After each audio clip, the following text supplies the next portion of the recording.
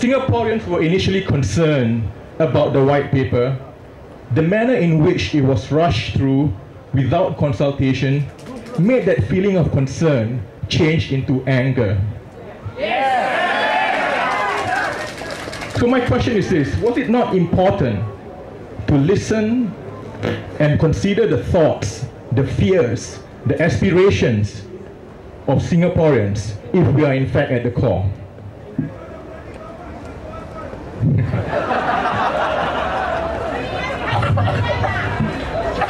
Now, we all know there's a Singapore conversation, okay? Okay, let's put aside the skepticism for one second. Putting aside the skepticism, the point is this: it would have been easy for the government to leverage on the Singapore conversation if in fact it had wanted to listen to the voices of Singaporeans. It's not hard. Again, there was a ready platform. Why didn't it do that? But what did we see, fellow Singaporeans? We see a paper that was rushed through Parliament, and after it was passed, the motion was passed on the paper.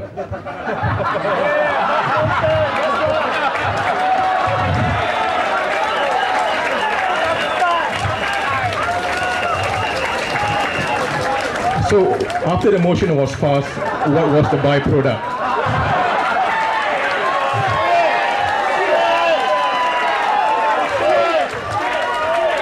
After the motion was passed, it was only then that there was a realization that, wait a minute, we forgot to do one thing.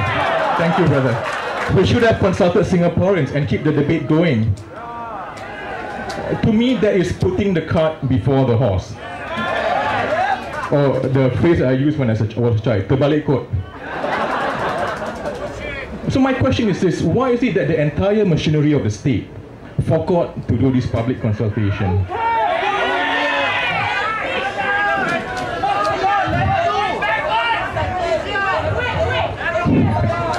So much love today. Why was there no consultation of civil society groups? Because we view them with suspicion? Because people are fearful that we have hidden agendas? But in truth, that was regrettable because many civil society or interest groups reflect many different aspirations of Singaporeans, and they can actually give meaningful feedback to the white paper.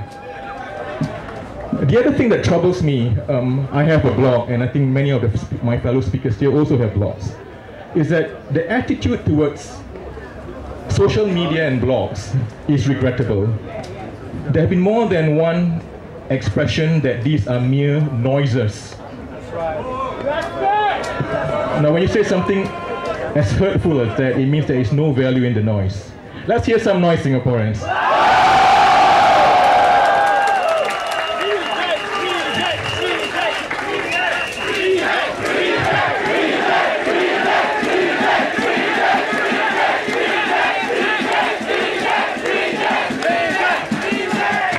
You know, you are one incredible crowd.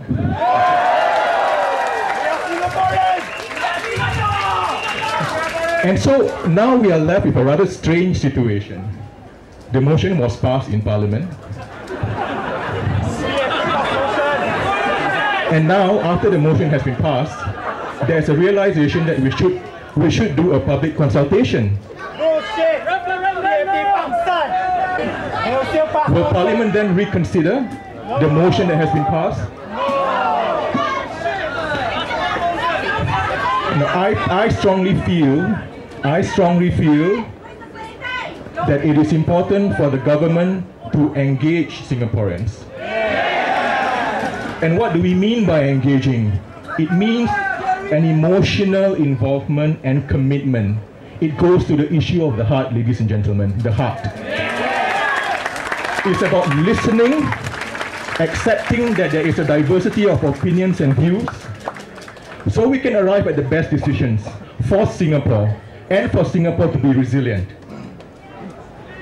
I think we already run a high risk of groupthink Groupthink means that people come together, they're all similar, and they think that there's only one right way of doing things. And that there is a misperception that only elites are fit enough to think for Singaporeans. Do we agree with that? Now, let me read to you an editorial in the Sunday Times, and this was the Sunday after the Friday that the white paper was passed. And I quote, "Because issues like a low fertility rate and a rapidly aging population is a complex problem with many issues in the mix, demographics, the structure of the economy, immigration policy, and even questions what it means to be a Singaporean, it isn't possible for ordinary Singaporeans, like you and I, to absorb and fully understand all the arguments and implications."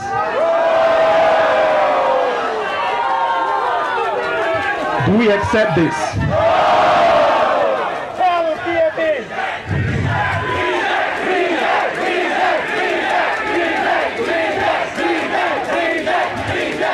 Ladies and gentlemen, this smacks of elitism.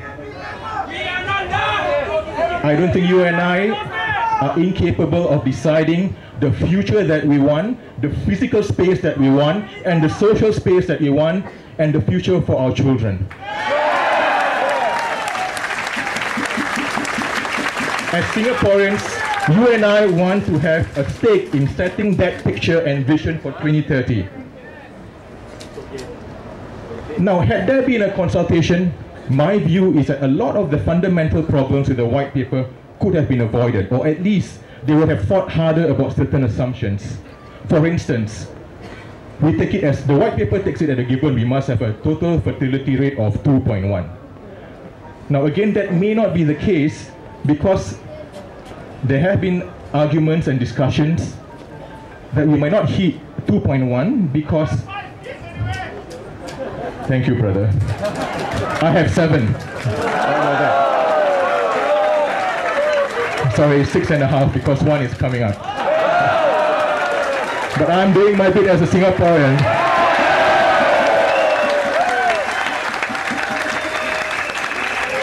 Another example of what the white paper missed was the issue of social mobility. Now, we live in society that has got a very large income gap. Have you heard of the term Gini coefficient? Yes, I'm sure we all know that. And again, this is something we don't want to be top of the class of. But a UN survey puts us as number 2 in certain developed economies in the world.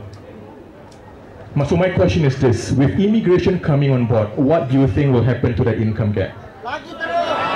It's going to be wider. And that means that the divide between the haves and the have-nots is just going to grow wider. Is this the Singapore that we want?